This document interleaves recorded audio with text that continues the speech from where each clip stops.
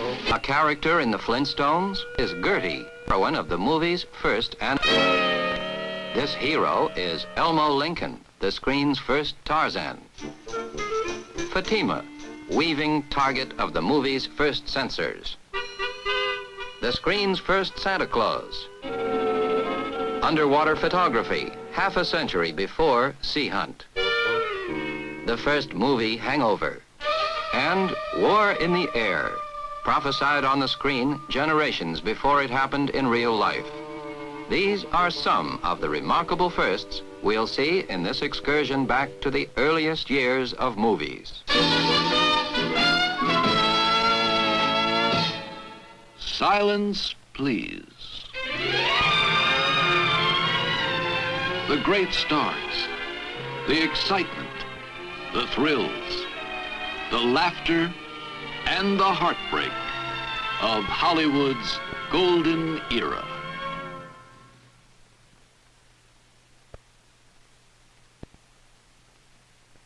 Like history, the movies have a way of repeating themselves.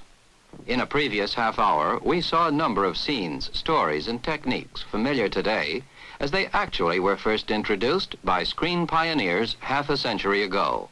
And here are more of these ahead of their time movie tryouts.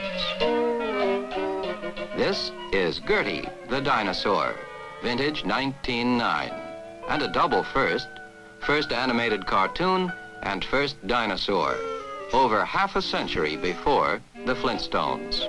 The animation, by Winsor McCay, is what today's artists call limited. That is, the drawings change the position of the characters only intermittently.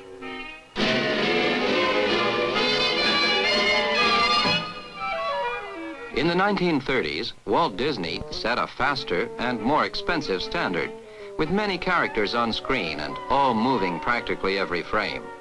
Ironically, because of high production costs today, many cartoons have cut back to the more limited animation style of 1909's Gertie, and many critics hailed it as a step forward. Here's another kind of first movie dinosaur, a life-size model built by D.W. Griffith in 1912 for his film series on the evolution of man. It established the movie myth that men existed in the age of dinosaurs. In the 1920s, a third kind of dinosaur got into the movies, the miniature model, photographed on scaled-down toy sets.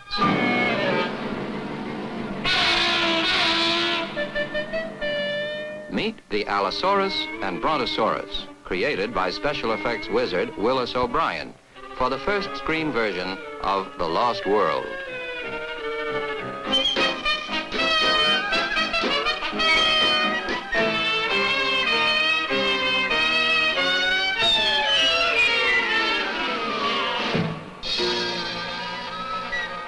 The little models were pliable, and movement was created by photographing a frame or two and then slightly adjusting the model's position and shooting again. A laborious but effective technique. In these sequences, actually not part of Sir Conan Doyle's original story, but added for the movie, O'Brien and Company brought the Brontosaurus to London and contrived to have it escape in the streets. Another screen first, repeated in the 30s by Mr. O'Brien himself in his masterpiece, King Kong.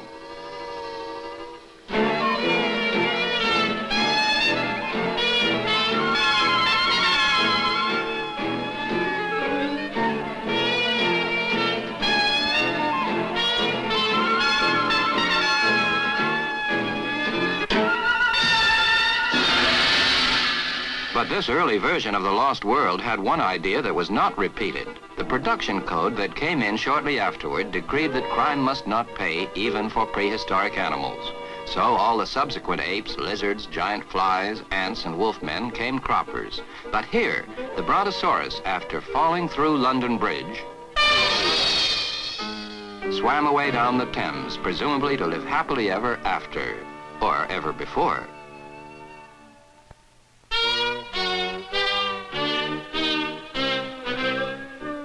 Another movie monster often shown loose in the big city is the ruthless business tycoon.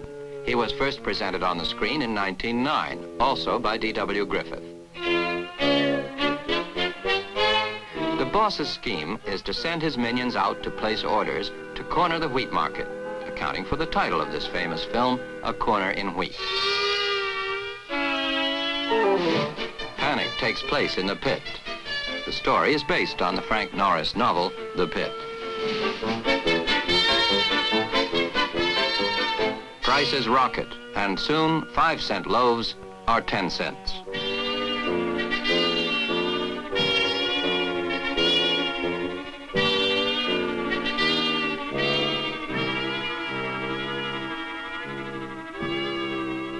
As Griffith intercuts between poverty and luxury, we next see the tycoon celebrating his shrewd maneuver. Then Griffith experiments further, freezing his picture to symbolize the life of the common man coming to a standstill. It was the first time the screen had indulged itself in social criticism, except for Edwin S. Porter's 1905 story, The Kleptomaniac, about justice tipped in favor of the rich, seen on another one of our programs devoted in part to Mr. Porter. The poor wheat farmer is wiped out by capitalist greed, and it is easy to understand why this, more than any other American film, served as a model for the message-laden Russian films of the 20s. The financier does get his comeuppance. He brings his society friends on a tour of one of his mills.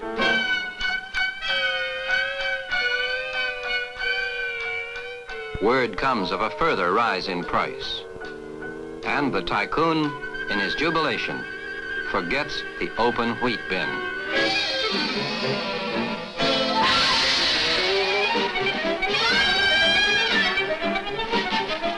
Hunger and resentment finally explode into violence. While the tycoon, hoist as it were by his own petard, is drowned in his own grain. And the life cycle, hopelessly perhaps, starts all over again, ending this remarkable forerunner of The Grapes of Wrath and the dozens of other social protest films which were to follow.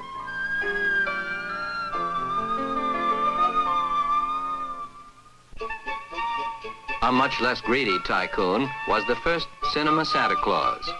And in showing him on his sleigh and reindeer journey, the Thomas Edison studio was making film history in another way, too. Tabletop photography, with the camera rotating in the center of a circular panorama of cutouts.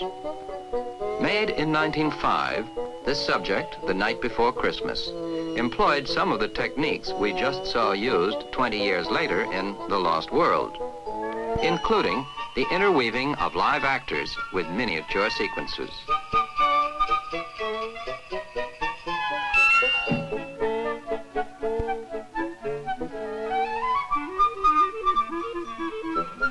But the Edison studio didn't go much further in the novelty field than simple camera trickery like this.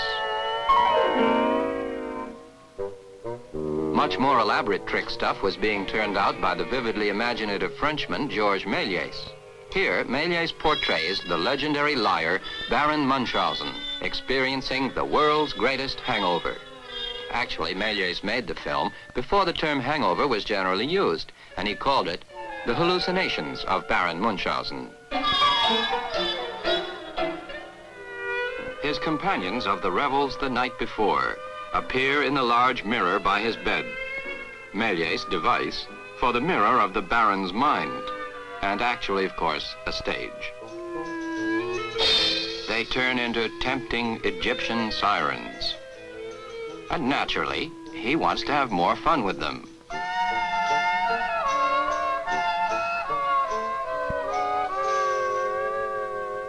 But again, they reject him. And again, he sees nothing but his own throbbing head. The trick of the double in a pretend mirror was to become a favorite of vaudeville teams. to assist him in turning out over 300 films in his prolific years between 1896 and 1913. Méliès employed a large staff to build magic props and grotesque models like these. Creatures such as inhabited the fantastic triptych of Hieronymus Bosch, or such as might today turn up in Macy's Thanksgiving Parade.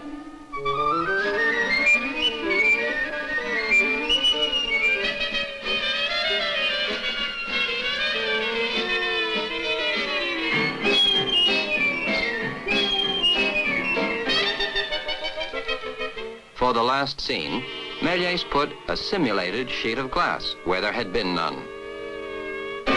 The end of a dream that would have baffled, or more likely delighted, Freud himself. And perhaps did, since this film was shown widely in Europe during Freud's time.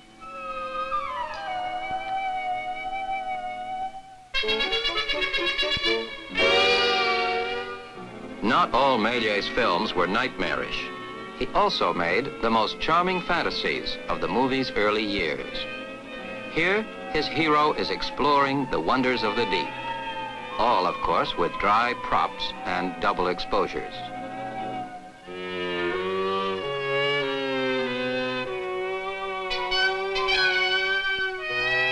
Méliès was a master magician, showman, technician, and film creator, recognized by film historians as a true genius.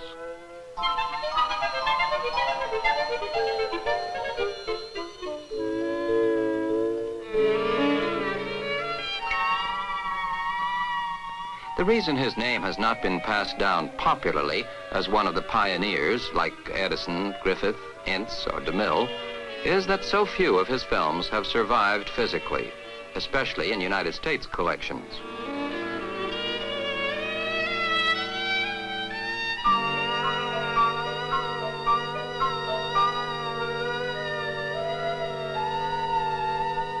It wasn't until about 10 years later that movie audiences were treated to actual underwater photography in the first feature version of Jules Verne's 20,000 Leagues Under the Sea. Méliès himself had done a one-reel version with dry models. The story of Captain Nemo, the vengeance-crazed genius whose submarine cruised half a century before navies had them.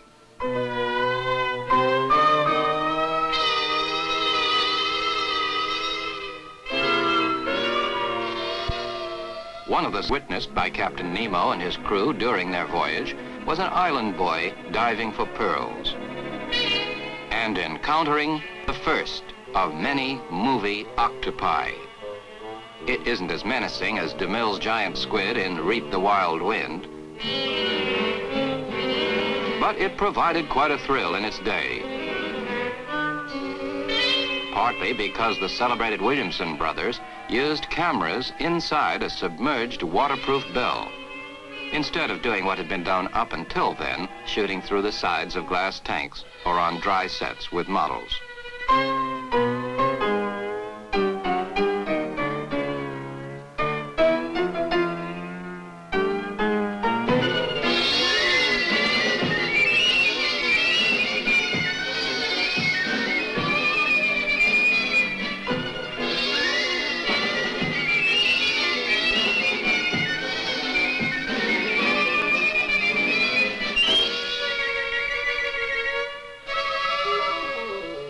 Today, there's a rescue something like this almost every night on one of the television underwater shows.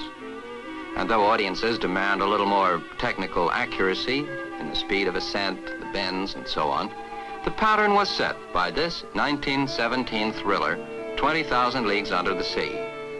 It's been done several times since, the last time, of course, in CinemaScope.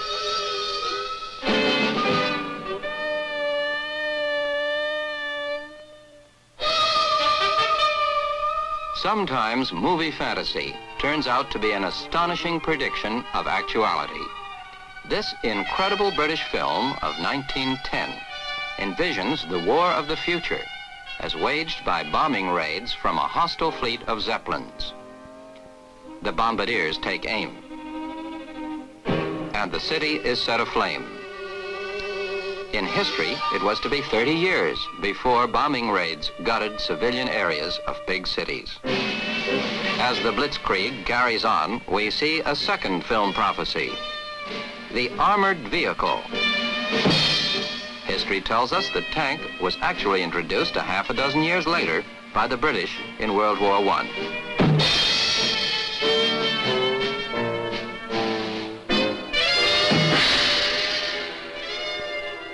Even tanks are helpless against the aerial bombardment, and planes go up to attack the Zeppelin.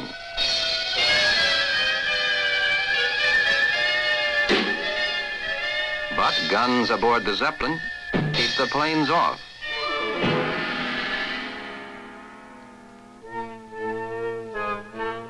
Inevitably, scientists rush to develop a counter-weapon, and we see the film's third prediction of things to come, a robot missile. Flying bombs weren't actually used until 30 years later by the Germans, and of course later still in the form of the much more refined guided missiles that are still one of the most up-to-date items of defense today.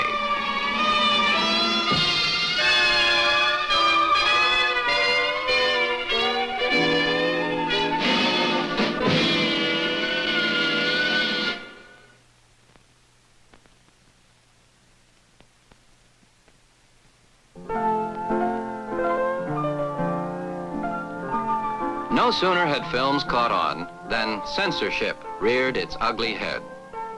The first head censor was a chap named Anthony Comstock, and this was one of the first films to feel the cut of his scissors. It may not seem too shocking today, accustomed as we are to racy dialogue, prolonged bedroom scenes, and nudity, yet even so, it's spicy enough, and the girl quite a teaser. So it's easy to see why censor Comstock got hot under the collar back in 1900. But you ain't seen nothing. This is Fatima, the Sally Rand of the 1893 Chicago World's Fair. Naturally, her bump and grind routine raised havoc and eyebrows. And just as naturally, it got censored. Not cut out, just censored, with a white fence painted on the negative.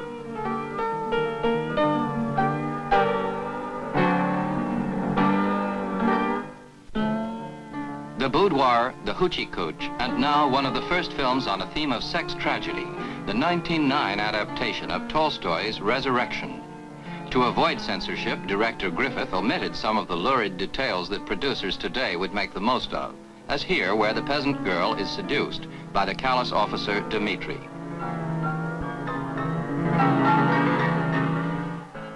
But there was little understatement of the basic story, in which the girl, Natasha, abandoned by Dmitri, her illegitimate baby dead, is forced to work in a brothel.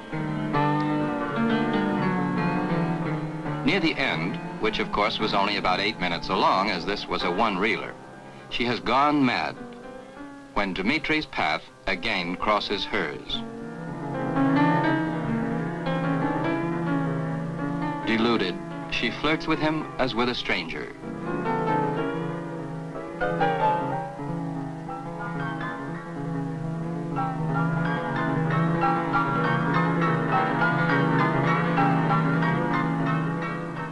Until recognition.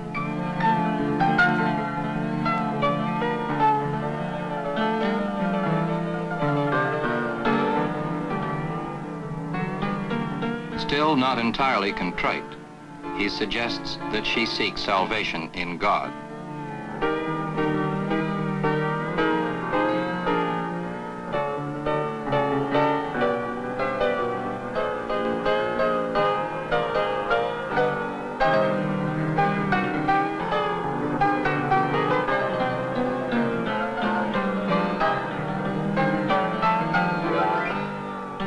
The desecration of the Bible was one of the most startling of the outspoken elements of the picture. There were to be many later screen versions of Resurrection. This was not only the first, but also the first film treatment of any classic novel. Although Natasha does find redemption in the final scene, it was the daringness of the theme that registered most strongly with the 1909 audience, just as is the case with many of the sex and sensation-oriented films of today.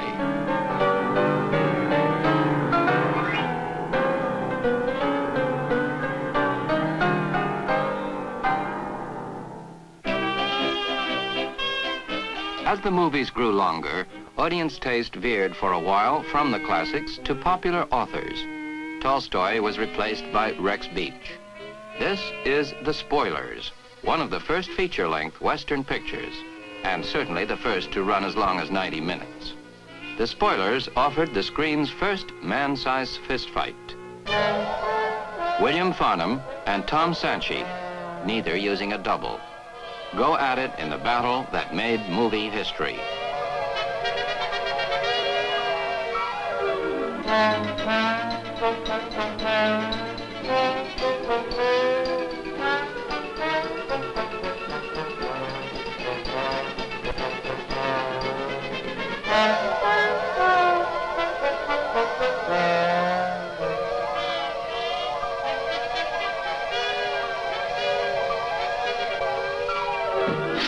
There were to be no less than 4 remakes of The Spoilers, and doubtless more are still to come.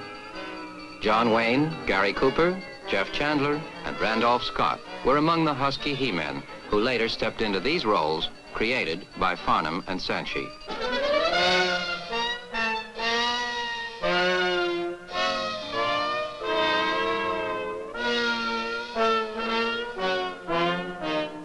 In 1930, Farnham and Sanchi coached Gary Cooper and William Boyd for the fight in that remake.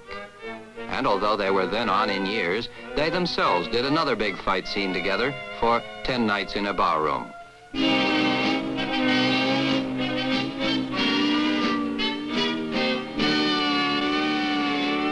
Another first, and one kids today would probably call a weirdo, H. Rider Haggard's classic adventure, She, the strange tale of a love goddess convinced of her own immortality. Betty Blythe brought this colorful character to the screen twice.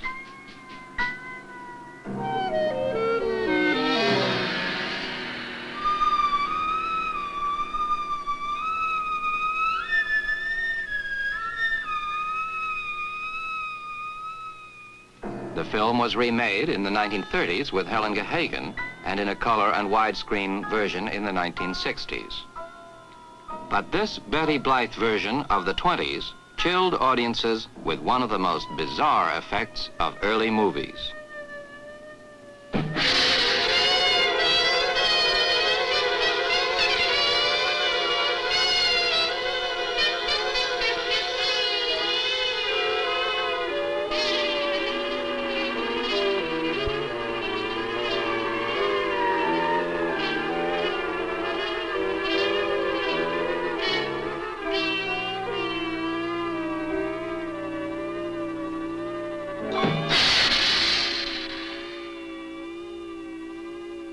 In a minute, one of the most famous firsts of all.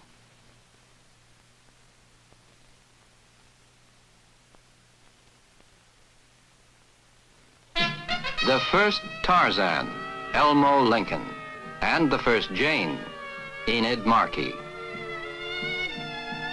Photographed in the jungles of Florida in 1918, Lincoln was the first of a parade of some 14 muscular actors to play the role.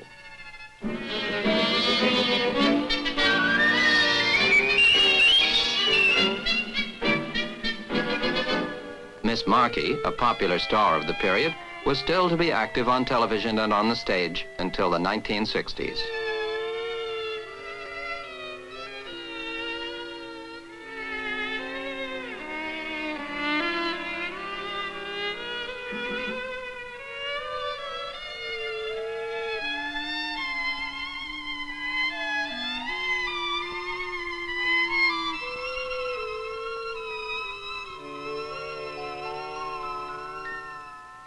Jane teaches him his first lesson in gentlemanliness, and Tarzan acquires the romantic restraint that he was to practice in the dozens of films to follow.